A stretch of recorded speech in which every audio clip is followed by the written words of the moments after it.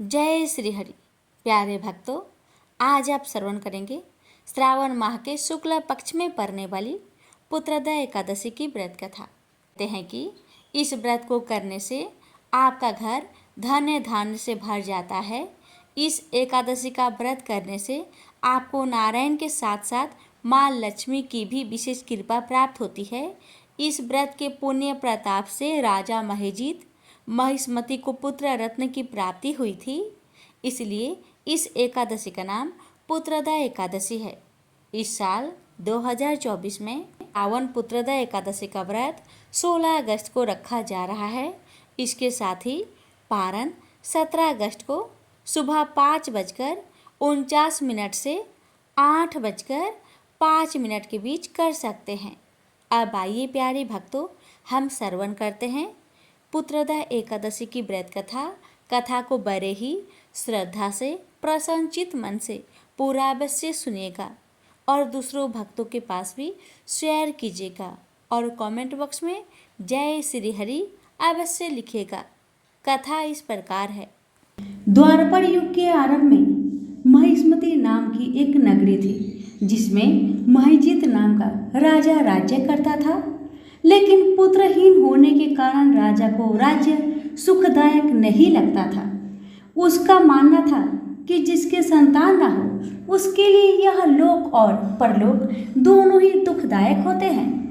पुत्र सुख की प्राप्ति के लिए राजा ने अनेक उपाय किए, परंतु राजा को पुत्र की प्राप्ति नहीं हुई। वृद्ध अवस्था आदि देखकर राजा ने प्रजा के प्रतिनिधियों को बुलाया और कहा, हे प्रजाजनों, मेरे खजाने में अन्याय से उपार्जन किया हुआ धन नहीं है। न मैंने कभी देवताओं तथा ब्राह्मणों का धन छीना है। किसी दूसरे की धरोहर भी मैंने नहीं ली। प्रजा को पुत्र के समान पालता रहा। मैं अपराधियों को पुत्र तथा बांधवों की तरह दंड देता रहा। कभी किसी से घृणा नहीं की, सबको समान माना है। सज्जनों की सदा पूजा करता हूँ। इस प्रकार धर्मयुक्त राज्य करते हुए भी मेरे पुत्र नहीं है, सो मैं अत्यंत दुख पा रहा हूँ। इसका क्या कारण है? राजा महिजीत की इस बात को विचारने के लिए मंत्री तथा प्रजा के प्रतिनिधि वन को गए। वहाँ बड़े बड़े ऋषि मुनियों के दर्शन किए। राजा की उत्तम कामना की पूर्ति के लिए किसी श्रेष्ठ तपस्वी मुनि को देखते फिरते रहे। एक आश्रम में उन्होंने एक अत्यंत वयोवृद्ध धर्म के ज्ञाता बड़े तपस्वी परमात्मा में मन लगाए हुए निराहार जितेंद्रिय जितात्मा जित क्रोध सनातन धर्म के गूढ़ तत्वों को जानने वाले समस्त शास्त्रों के ज्ञाता महात्मा लोमस मुनि को देखा, जिनका कल्प के व्यतीत होने पर एक रोम गिरता था। सबने जाकर ऋषि को प्रणाम किया। उन लोगों को देखकर मुनि ने पूछा कि आप लोग किस कारण से आए हैं? निस्संदेह मैं आप लोगों का हित करूंगा। मेरा जन्म केवल दूसरों के उपकार के लिए हुआ है, इसमें संदेह मत करो। लोमस ऋषि के ऐसे वचन सुनकर सब लोग बोले, हे महर्षि, आप हमारी बात जानने में ब्रह्मा से भी अधिक समर्थ हैं, अतः आप हमारे इस संदेह को दूर कीजिए। महिष्मति पुरी का धर्मात्मा राजा महिजीत प्रजा का पुत्र के समान पालन करता है, फिर भी वह पुत्रहीन होने के कारण दुखी है। उन लोगों ने आगे कहा कि हम लोग उसकी प्रजा हैं, अतः उसके दुख से हम भी दुखी हैं। आपके दर्शन से हमें पूर्ण विश्वास है कि हमारा यह संकट अवश्य दूर हो जाएगा, क्योंकि महान पुरुषों के दर्शन मात्र से अनेक कष्ट दूर हो जाते हैं। अब आप कृपा करके राजा की पुत्र होने का उपाय बतलाए। यह वार्ता सुनकर ऋषि ने थोड़ी देर के लिए नेत्र बंद किए और राजा के पूर्व जन्म का वृत्तांत जानकर कहने लगे कि यह राजा पूर्व जन्म में एक निर्धन वैश्य था। निर्धन होने के कारण इसने कई बुरे कर्म किए। यह एक गांव से दूसरे गांव व्यापार करने जाया करता था। एक समय ज्येष्ठ माह के शुक्ल पक्ष की द्वादशी के दिन मध्य के समय जबकि वह 2 दिन से भूखा प्यासा था, एक जलाशय पर जल पीने गया। उसी स्थान पर एक तत्काल ही ब्याही हुई प्यासी गौ जल पी रही थी। राजा ने उस प्यासी गाय को जल पीते हुए हटा दिया और स्वयं जल पीने लगा। इसलिए राजा को यह दुख सहना पड़ा। एकादशी के दिन भूखा रहने से वह राजा हुआ और प्यासी गौ को जल पीते हुए हटाने के कारण पुत्र वियोग का दुख सहना पड़ रहा है। ऐसा सुनकर सब लोग कहने लगे कि हे ऋषि, शास्त्रों में पापों का प्रायश्चित भी लिखा है, अतः जिस प्रकार राजा का यह पाप नष्ट हो ऐसा आप उपाय बताए। लोमस मुनि कहने लगे कि श्रावण शुक्ल की एकादशी को, जिसे पुत्रदा एकादशी भी कहते हैं, तुम सब लोग व्रत करो और रात्रि को जागरण करो, तो इससे राजा का यह पूर्व जन्म का पाप अवश्य नष्ट हो जाएगा। साथ ही राजा को पुत्र की अवश्य प्राप्ति होगी। लोमस ऋषि के ऐसे वचन सुनकर मंत्रियों सहित सारी प्रजा नगर को वापस लौट आई और जब श्रावण शुक्ल एकादशी आई तो ऋषि की आज्ञा अनुसार सबने पुत्रदा एकादशी का व्रत और जागरण किया। इसके पश्चात द्वादशी के दिन इसके पुण्य का फल राजा को दिया गया। उस पुण्य के प्रभाव से रानी ने गर्भ धारण किया और प्रसव काल समाप्त होने पर उसके एक बड़ा तेजस्वी पुत्र उत्पन्न हुआ। इसलिए हे राजन, इस श्रावण शुक्ल एकादशी का नाम पुत्रदा पड़ा। अतः संतान सुख की इच्छा हासिल करने वाले इस व्रत को अवश्य करें। इसके महात्म्य को सुनने से मनुष्य सब पापों से मुक्त हो जाता है और इस लोक में संतान सुख भोगकर परलोक में स्वर्ग को प्राप्त होता है। सत्य युग में मूर नामक दानव रहता था। वह दानव बड़ा ही अद्भुत, अत्यंत रौद्र तथा संपूर्ण देवताओं के लिए भयंकर था। उस काल रूपधारी दुरात्मा महासुर ने इंद्र को भी जीत लिया था। संपूर्ण देवता उससे परास्त होकर स्वर्ग से निकाले जा चुके थे और शंकित तथा भयभीत होकर पृथ्वी पर विचारा करते थे। एक दिन सब देवता महादेव जी के पास गए। वहां इंद्र ने भगवान शिव के आगे सारा हाल कह सुनाया। इंद्र बोले, महेश्वर, ये देवता स्वर्ग लोक से निकाले जाने के बाद पृथ्वी पर विचर रहे हैं। मनुष्यों के बीच रहना इन्हें शोभा नहीं देता है। हे महादेव, कोई उपाय बतलाइए। ये देवता अब किसका सहारा ले?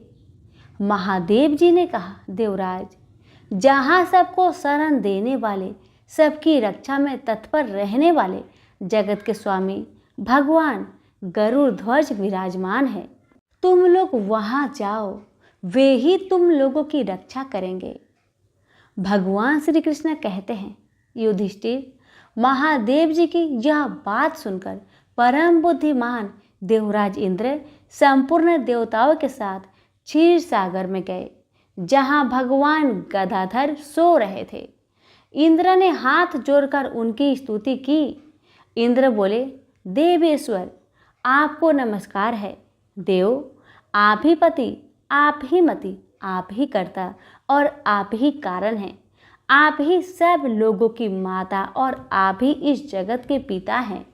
देवता और दानव दोनों ही आपका वंदना करते हैं। पुंडरीकाक्ष, आप दैत्यों के शत्रु हैं। मधुसूदन, आप हम लोगों की रक्षा कीजिए। प्रभु जगन्नाथ, अत्यंत उग्र स्वभाव वाले महाबली मूढ़ दैत्य नामक दैत्य ने इन संपूर्ण देवताओं को जीतकर स्वर्ग से बाहर निकाल दिया है। भगवान देवेश्वर, शरणागत वत्सल, देवता भयभीत होकर आपकी शरण में आए हैं। दानवों का विनाश करने वाले कमल नयन भक्त वत्सल देवेश्वर जनार्दन, हमारी रक्षा कीजिए, रक्षा कीजिए। भगवान, शरण में आए हुए देवताओं की सहायता कीजिए। इंद्र की बात सुनकर भगवान विष्णु बोले, देवराज, यह दानव कैसा है?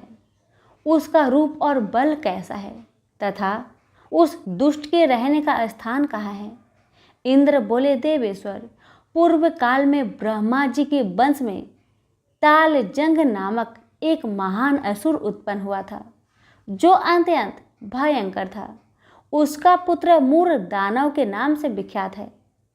वह भी अत्यंत उत्कट, महापराक्रमी और देवताओं के लिए भयंकर है।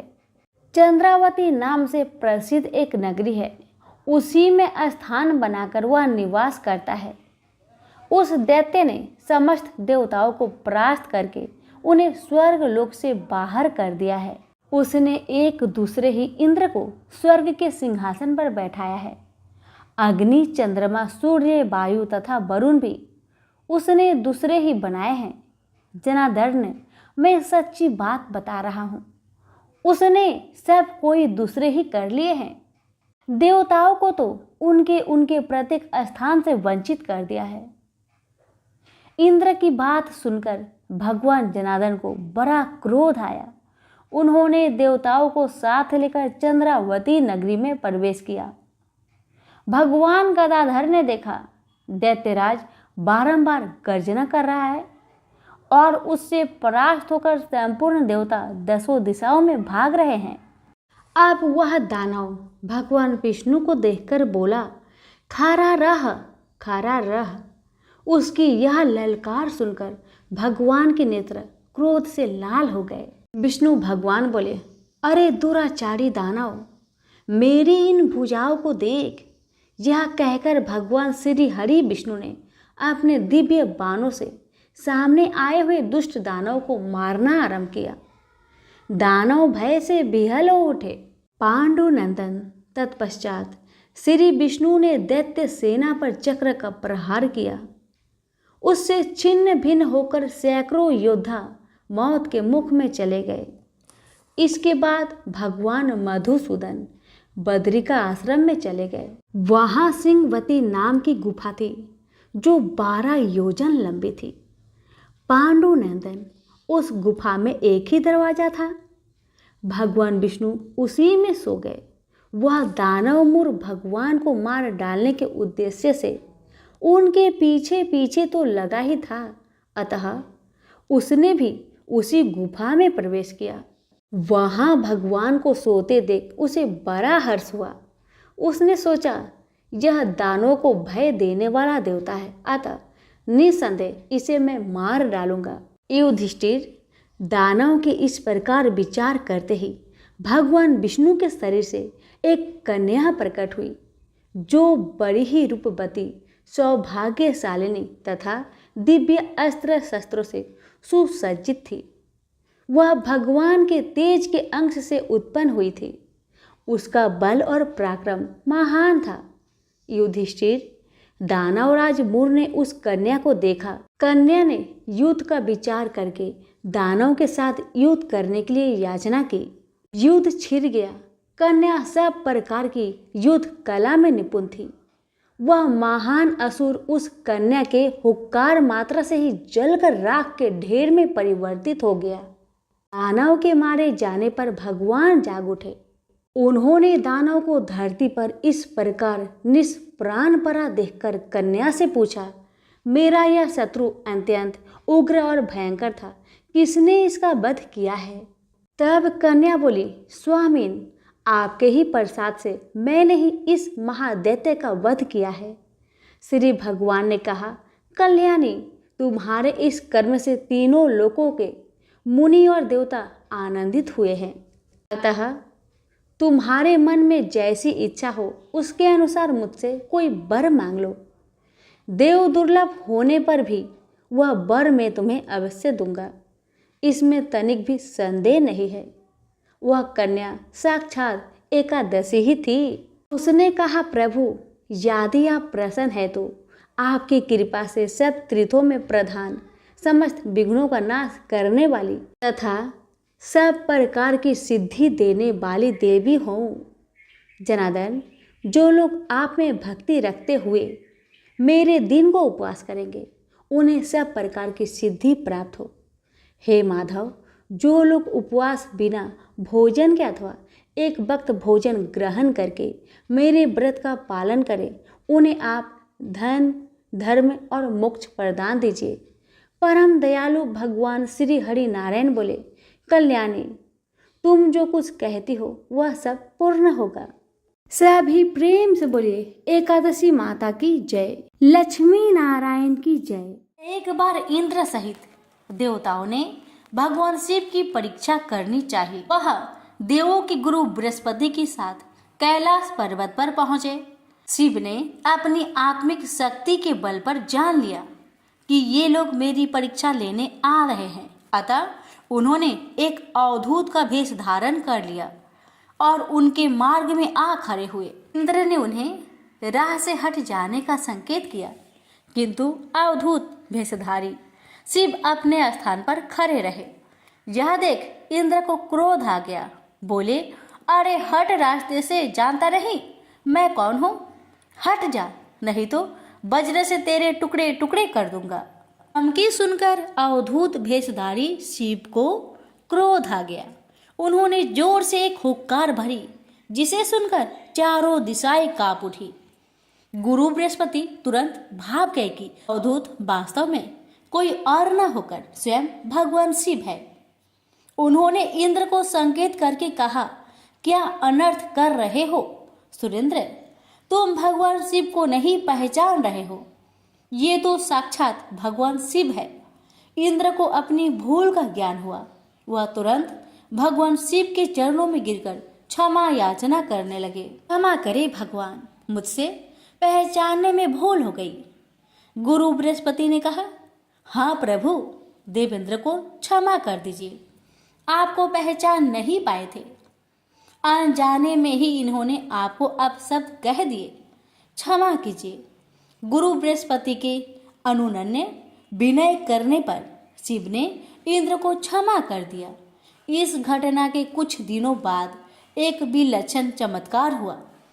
समुद्र तट पर गंगा सागर के किनारे एक बालक रेत में पड़ा हुआ रुदन कर रहा था। उसके गले से इतना प्रलयकारी रुदन फूट रहा था कि उससे चारों दिशाएं कांपने लगी। देव दानव दैत्य सब घबरा गए, वायु थम सी गई। घबराए हुए देवता इंद्र सहित पितामह ब्रह्मा के पास पहुंचे और उनसे कहा, पितामह, सागर संगम पर एक अद्भुत बालक रेत में पड़ा रो रहा है। वह इतनी जोर जोर से रुदन कर रहा है कि देवों में भय छा गया है। कृपया चलकर इस संकट को दूर कीजिए। पितामह ब्रह्मा इंद्र आदि देवताओं के साथ सागर संगम पहुंचे। पितामह के पहुंचते ही सागर अपने स्थान से निकला। उसने इंद्र सहित पितामह की वंदना की। ब्रह्मा ने सागर से पूछा, जल में रेत पर पड़ा यह बालक कौन है? इसके रुदन को सुनकर समस्त संसार त्रस्त हो रहा है। सागर ने कहा, मैं नहीं जानता भगवान। एक दिन एक विलक्षण तेज लहरों में आ गया था, उसी से इस बालक की उत्पत्ति हुई है। यह कहकर सागर ने बालक को गोद में उठाया और ब्रह्मा की गोद में दे दिया। ब्रह्मा की गोद में आते ही बालक ने रोना बंद कर दिया और कुछ देर में अचानक बालक की बाहें आगे बढ़ी। उसकी दोनों बाहें ने ब्रह्मा का गला पकड़ लिया। यह देख अन्य देवता स्तंभित हो उठे। ब्रह्मा ने अपने गला छुड़ाने का प्रयास किया, किंतु बालक के हाथों की पकड़ और मजबूत हो गई। फिर अचानक बालक ने उनका गला छोड़ दिया और मुस्कुराने लगा। ब्रह्मा अपना गला सहलाते हुए बोले, इस बालक का क्या नाम है सागर? सागर बोला, अभी इसका नामकरण नहीं हुआ है पितामह, आप ही इसका कोई नाम रख दीजिए। ब्रह्मा बोले, मैं इसका नाम जलंधर रखता हूँ। आज से यह तुम्हारा ही पुत्र कहा जाएगा। बच्चे का नामकरण करके सागर के हाथों में सौंपकर पितामह सहित सब देवता अपने अपने धाम लौट गए। बालक कुछ बड़ा हुआ तो पितामह की आज्ञा से आचार्य शुक्र ने उसे शिक्षा देनी आरंभ कर दी। देखते ही देखते बालक युवक बन गया। शुक्राचार्य ने उसे दैत्यों का सम्राट बना दिया और कालनेमी नामक एक असुर की वृंदा नामक कन्या से उसका विवाह कर दिया। जलंधर महाबलवान सिद्ध हुआ। देखते ही देखते उसने समस्त सागर के द्वीपों पर अपना शासन स्थापित कर लिया। उसकी पत्नी वृंदा ने हर मामले में उसके साथ सहयोग किया। वृंदा एक सती स्त्री थी। उसे ब्रह्मा का वरदान मिला हुआ था कि जब तक उसका अस्तित्व कायम रहेगा, सुर असुर देव दानव कोई भी उसके पति का बाल भी बांका नहीं कर पाएगा। एक दिन आचार्य शुक्र जलंधर की राजसभा में पधारे। जलंधर ने आचार्य की चरण वंदना की और उन्हें ऊंचे स्थान पर बैठाकर पूछा, आचार्य, हमारे यहाँ एक राहु नामक वीर है। मैं जानना चाहता हूँ कि उसका सिर क्यों नहीं कटा हुआ है। आचार्य शुक्र ने कहा, दैत्यराज, राहु का सिर भगवान विष्णु ने अपने सुदर्शन चक्र से काट दिया था। जलंधर बोला, मगर क्यों आचार्य? राहु ने ऐसा क्या कसूर कर दिया था? उत्तर में शुक्राचार्य ने उसे सागर मंथन की समस्त कथा सुनाकर कहा, उसका अपराध यह था कि उसने देवताओं की पंक्ति में बैठकर धोखे से अमृत पान कर लिया था। जलंधर बोला, तो इसमें क्या अपराध हो गया आचार्य? आखिर अमृत निकाला भी तो दैत्यों और देवताओं के सम्मिलित प्रयास से ही था। फिर अकेले देवता ही उस अमृत को पी जाने के अधिकारी कैसे बन गए? आचार्य बोले, इसमें भी विष्णु की छल नीति थी दैत्यराज। समुद्र से निकले समस्त रत्न देवराज इंद्र ले गए थे। यह सुनकर जलंधर क्रोधित होकर बोला, मैं ऐसा हरगिज नहीं होने दूंगा। मेरे पिता के रत्नों का अधिकार इंद्र नहीं, स्वयं मैं हूँ। देवताओं को सागर के रत्न लौटाने ही पड़ेंगे। उसके बाद शुक्राचार्य तो वापस अपने स्थान पर चले गए और जलंधर ने घमसर नामक दैत्य को बुलाकर इंद्रपुरी रवाना कर दिया ताकि वह इंद्र को यह संदेश दे आए कि सागर मंथन से प्राप्त सारे रत्नों को उसे सौंप दे। घसमर इंद्रपुरी पहुंचा। उसने इंद्र से कहा, देवराज, मैं दैत्यराज जलंधर का एक संदेश लेकर उपस्थित हुआ हूँ। दैत्यराज ने कहा है कि सागर मंथन के दौरान उसके पिता के जो रत्न आपने हथिया लिए थे उन्हें तुरंत लौटा दे। इंद्र ने आचार्य से कहा, रत्न? कैसे रत्न? दैत्यराज से कहना कि वह रत्न तो देवों के परिश्रम के फल थे। सेवक बोला, लेकिन परिश्रम तो देव और दानव दोनों ने ही किया था, फिर रत्न अकेले देव के कैसे हो गए? सीधा तरह रत्नों को लौटा दो, वरना इसका परिणाम बड़ा भयंकर होगा। यह सुनकर इंद्र क्रोधित होकर बोला, तुम्हारा इतना साहस, मेरी पूरी में ही मुझे धमकाते हो? ठहरो पापी, मैं अभी तुम्हें इसका मजा चखाता हूँ। यह कहकर इंद्र ने अपना ब्रज निकाल लिया, लेकिन तभी आचार्य बृहस्पति ने उसे रोक दिया और उसे समझाते हुए बोले, क्रोध में मत आओ सुरराज, यह दूत है और दूत अवध्य होता है, इसे जाने दो। हमसर वापस जलंधर के पास पहुंचा और इंद्र द्वारा किया गया उत्तर उसे कह सुनाया। सुनकर जलंधर आग बबूला हो उठा। उसने तुरंत चारों दिशाओं में स्थित दैत्यों के पास संदेश भिजवा दिया कि वे तुरंत इंद्रपुरी पर आक्रमण कर दे। साथ ही अपने सेनापतियों शुभ और निशुभ के साथ इंद्रलोक पर चढ़ाई कर दी। शीघ्र ही दैत्यों की सेना इंद्र के नंदन वन में जा पहुंची और सैनिक ने देवताओं का विध्वंस करना आरंभ कर दिया। दैत्यों के दल अमरावती को नष्ट भ्रष्ट करने में लग गए। दोनों पक्षों के वीरों की लाशें जमीन पर गिरने लगी। आचार्य बृहस्पति देवों की ओर से और शुक्राचार्य दैत्य की ओर से घायल और मृत वीरों का उपचार करने लगे और वे पुनः जीवित होकर युद्ध करने लगते। युद्ध चलता रहा, लेकिन किसी भी पक्ष को विजय नहीं मिल पा रही थी।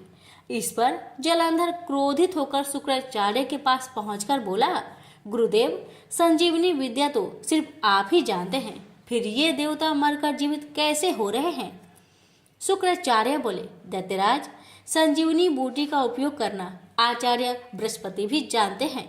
उन्होंने कई देवता इसी काम पर लगा रखे हैं कि वे ड्रोनगिरी से संजीवनी बूटी लाते रहे। यदि किसी तरह देवताओं द्वारा ड्रोनगिरी से बूटी लाना रोक दिया जाए तो आचार्य बृहस्पति देवों को पुनः जीवित न कर पाएंगे। अंधर बोला, लेकिन हमें इस तरह से तो अपनी सेना का एक बड़ा हिस्सा द्रोणगिरी पर्वत की ओर ले जाना पड़ेगा और यहाँ तो भयंकर गति से युद्ध चल रहा है। शुक्राचार्य बोले, तो फिर क्यों ना द्रोणगिरी पर्वत को ही सागर में डुबो दिया जाए, ना रहेगा बांस ना बजेगी बांसुरी। शुक्राचार्य की बात सुनकर जलंधर अमरावती छोड़कर द्रोणगिरी पर्वत पर जा पहुंचा और अपने मंत्रविद बाणों से उसे समुद्र में डुबो दिया। इससे देवताओं को संजीवनी बूटी मिलनी बंद होने लगी। देवताओं में घबराहट फैल गई। इंद्र घबराता हुआ आचार्य बृहस्पति के पास पहुंचा। बोला, हमारे वीर बड़ी संख्या में हताहत हो रहे हैं। आचार्य, अब क्या होगा? इस तरह तो समस्त देवताओं का विनाश हो जाएगा। आचार्य बृहस्पति बोले, मेरी सलाह मानो देवेंद्र, यह युद्ध तुरंत बंद कर दो और अपनी सेना सहित भागकर जान बचा लो। जलंधर भगवान शिव के तेज से पैदा हुआ है। इसमें भगवान शिव का अपार बल है। तुम अपनी जान बचाओ, बाद में कोई न कोई उपाय जलंधर को मारने का निकल ही आएगा। आचार्य बृहस्पति की सलाह मानकर देवता युद्ध छोड़कर भाग निकले और मेरु पर्वत की कंदराओं में जा छिपे। शुभ निशुभ सहित दैत्यों की सेना ने उनका पीछा किया, किंतु देवता पहाड़ की गुफाओं में पहुंचकर अदृश्य हो गए। थक हार कर दैत्यों की सेना वापस लौट पड़ी। जलंधर ने सारी अमरावती को लूट लिया और स्वयं इंद्र के सिंहासन पर बैठ गया। इंद्र मेरु पर्वत की कंदराओं से निकला और अपनी साथियों के साथ भगवान विष्णु के पास पहुंचा। उसने भगवान विष्णु से प्रार्थना की, रक्षा कीजिए प्रभु, जलंधर ने समस्त अमरावती तबाह कर दिया है। हजारों देवता मारे गए हैं। स्वयं मैं भी मुश्किल से जान बचाकर यहाँ तक आया हूँ। विष्णु ने इंद्र को अवशासन देते हुए कहा, घबराओ मत सूर्यराज, मैं स्वयं तुम्हारी सहायता को चलता हूँ। जलंधर अब ज्यादा दिनों तक नहीं बच सकेगा। फिर विष्णु अमरावती जा पहुंचे। विष्णु के वहां पहुंचते ही देवताओं में नवीन स्फूर्ति का संचार होने लगा। वे शत्रु सेना पर प्रहार करने लगे। जलंधर बड़े प्रबल वेग से विष्णु के सम्मुख आ डटा।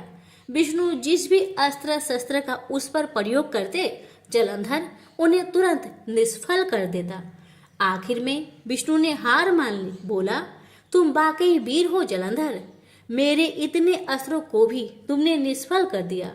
अब यह युद्ध बंद कर दो। जलंधर बोला, यह युद्ध अब एक ही शर्त पर बंद हो सकता है देव, यदि आप मेरी बहन लक्ष्मी सहित मेरे दीपों पर मेरा आतिथ्य स्वीकार करें। विष्णु ने जलंधर की शर्त स्वीकार कर ली। जलंधर के आदेश पर युद्ध बंद हो गया। भगवान विष्णु लक्ष्मी सहित सागर द्वीप पर पहुंचे।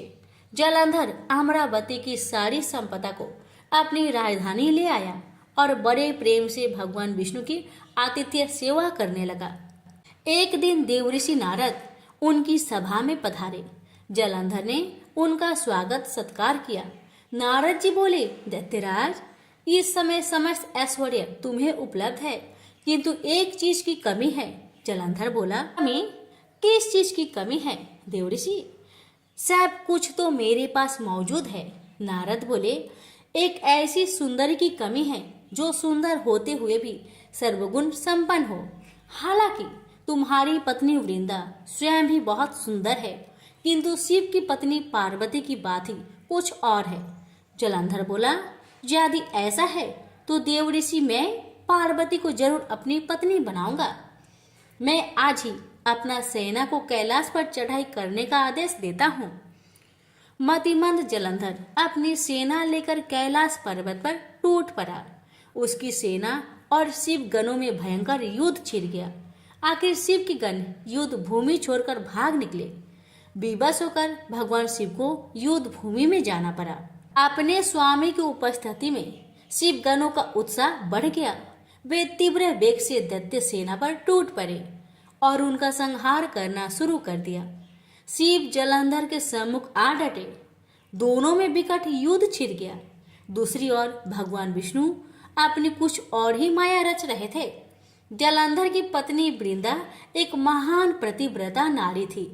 विष्णु ने जलंधर का वेश धारण किया और उसके सेनागार में जा पहुंचे। उन्होंने वृंदा का आलिंगन किया, लेकिन वृंदा को यह आभास हो गया कि उसकी पति का वेशधारी यह व्यक्ति उसका पति नहीं है।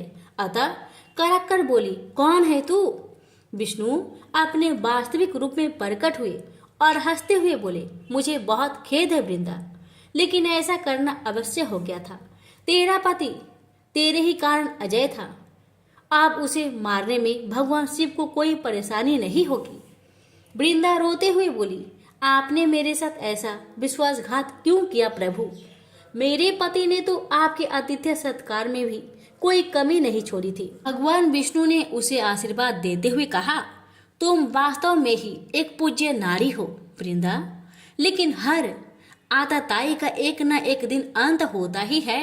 तुम्हारे पति की पापों का घड़ा भर चुका है, उसका अंत समय निकट आ पहुंचा है।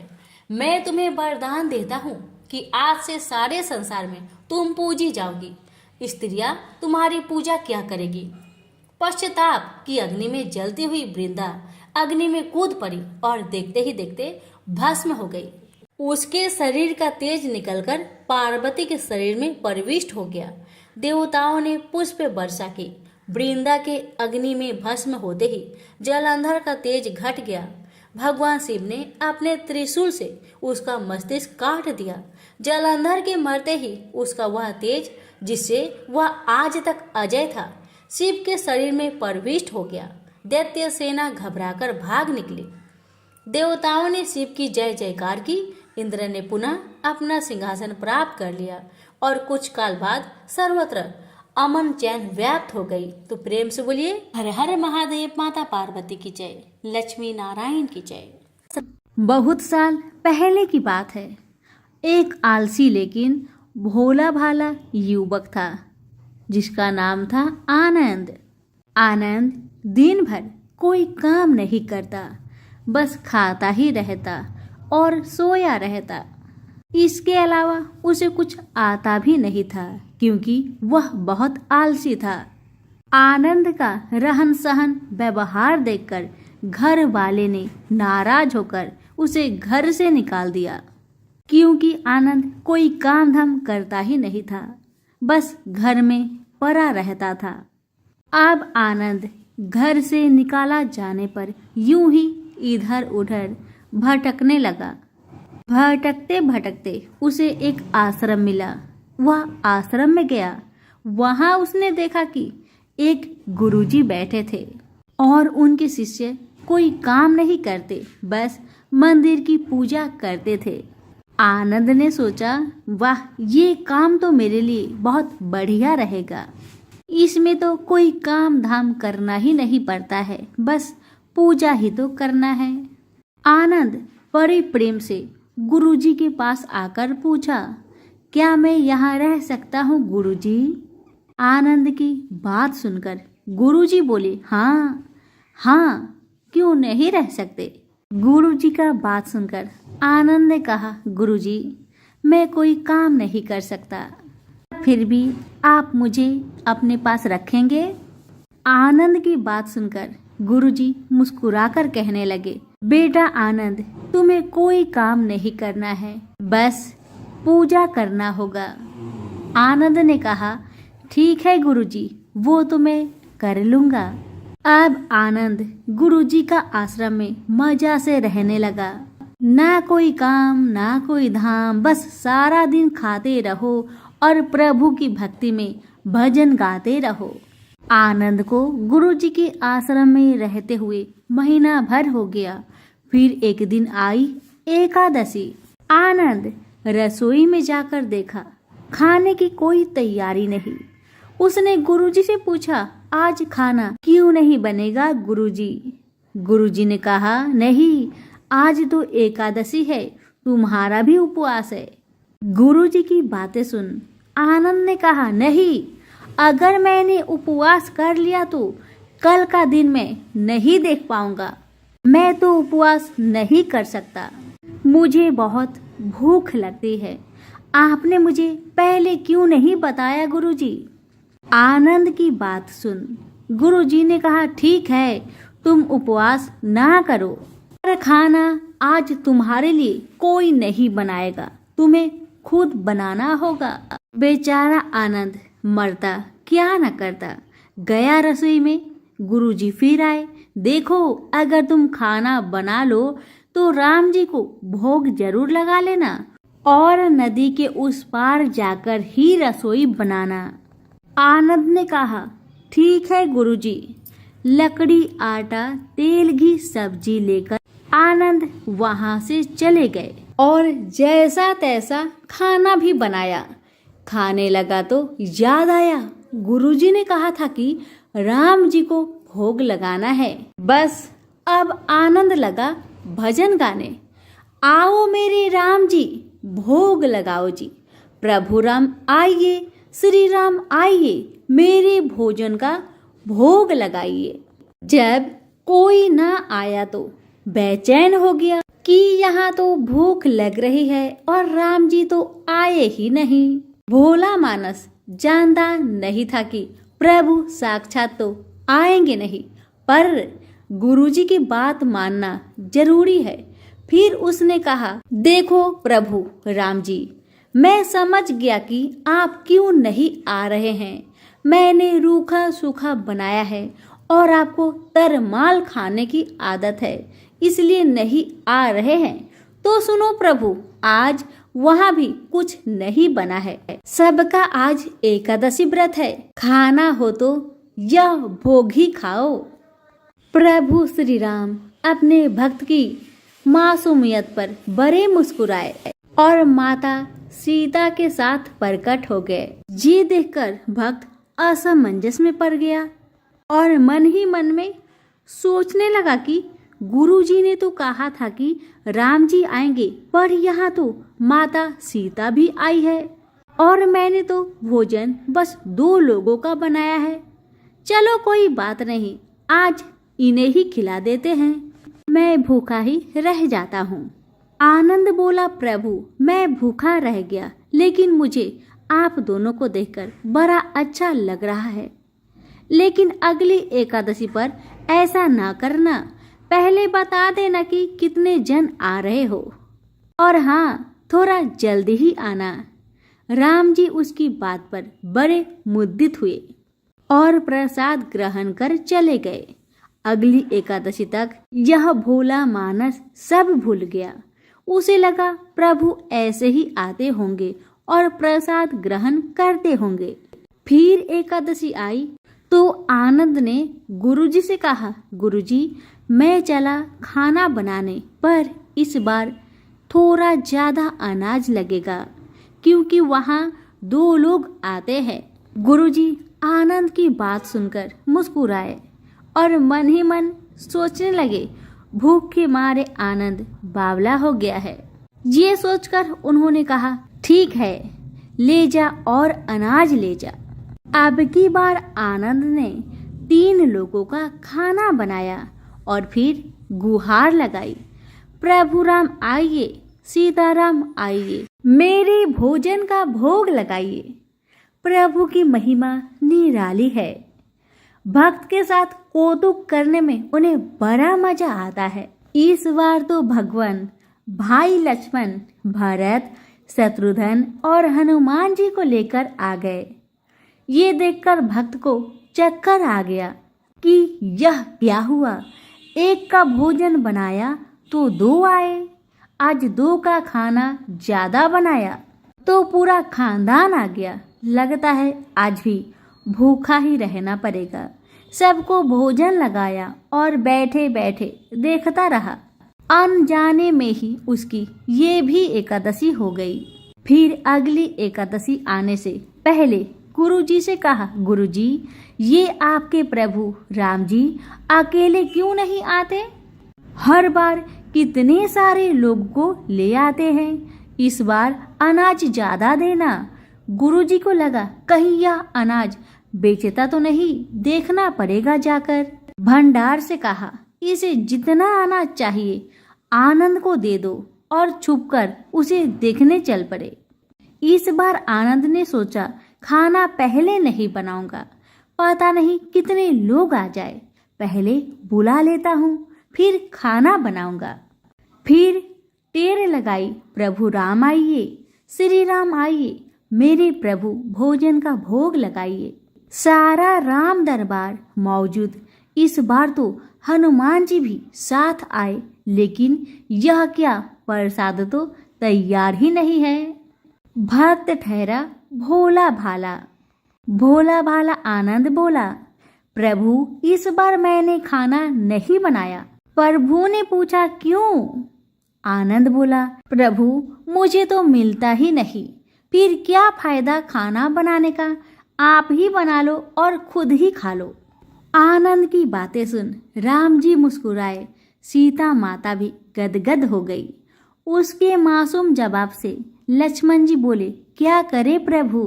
प्रभु बोले, भक्त की इच्छा है तो पूरी तो करनी पड़ेगी, चलो लग जाओ काम में। लक्ष्मण जी ने कढ़ाई उठाई, माता सीता आटा सानने लगी।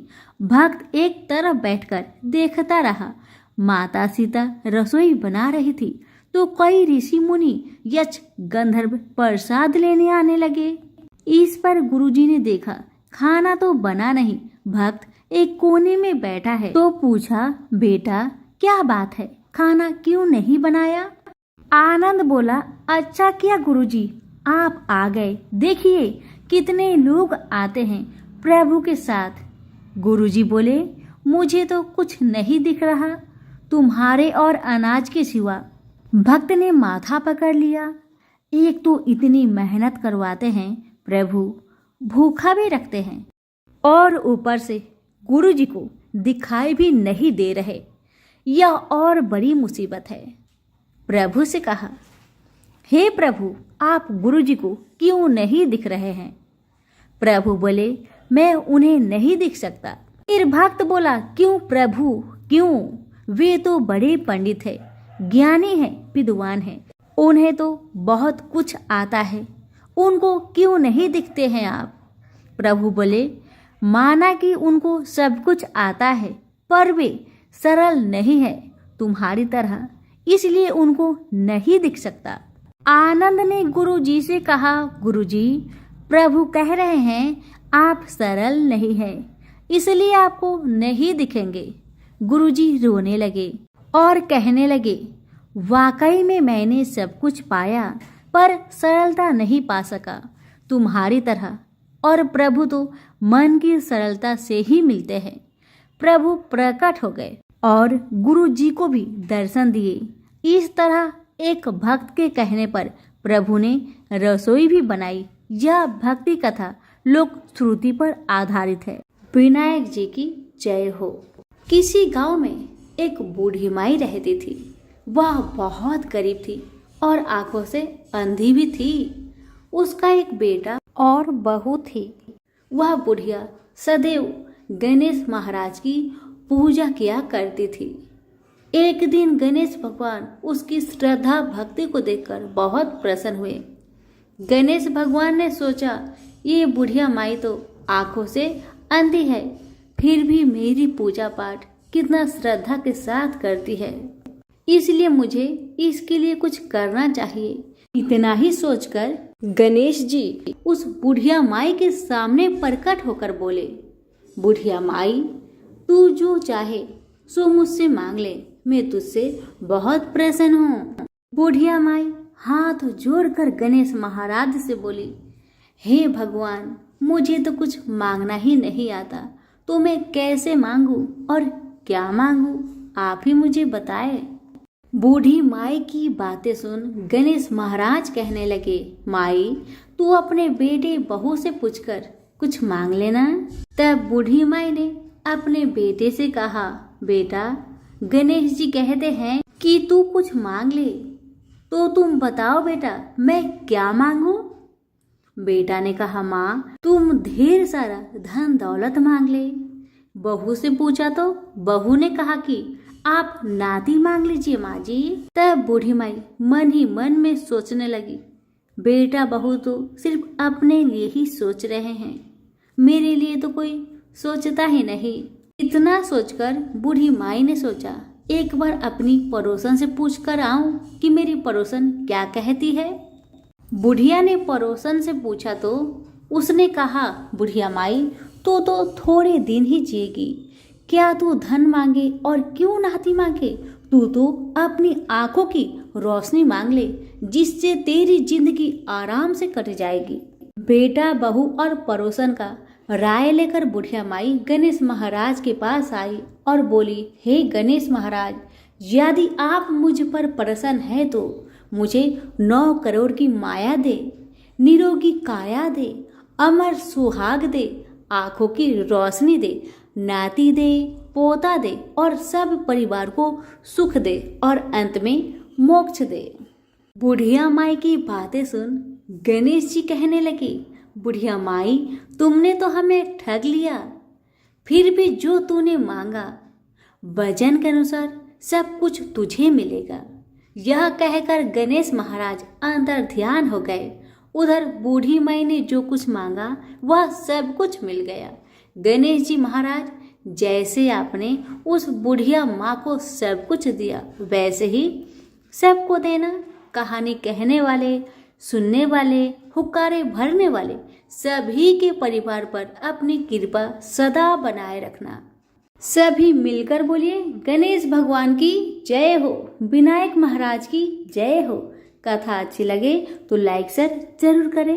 धन्यवाद।